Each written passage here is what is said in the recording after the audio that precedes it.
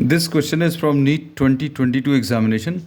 The statement of the problem says a series LCR circuit with inductance 10 henries, इसमें L की value 10 henries है, capacitance 10 माइक्रोफैराड्स है and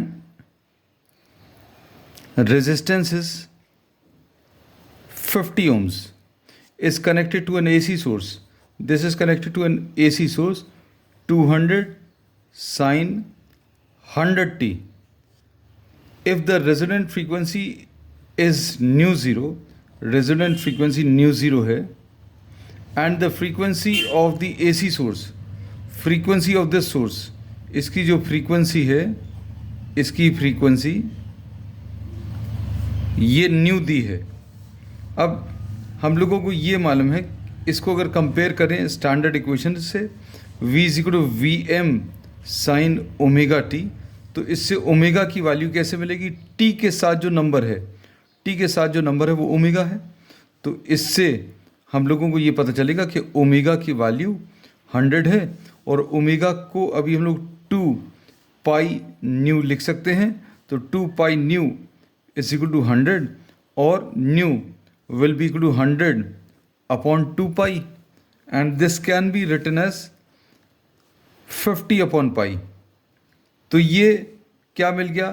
frequency of the source, frequency of the source.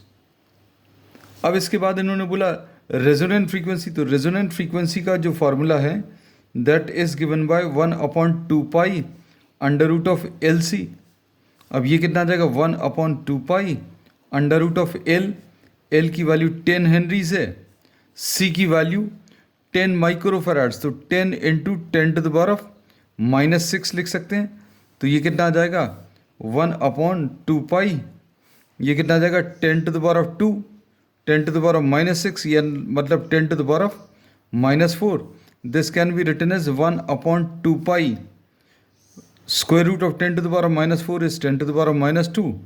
इसको अभी हम लोग 10 square upon 2 पाई लिख रहे हैं, और इसमें न्यू ज़ीरो की वैल्यू 100 अपॉन 2 पाई आएगी, और सॉल्व करने पर ये 50 अपॉन पाई.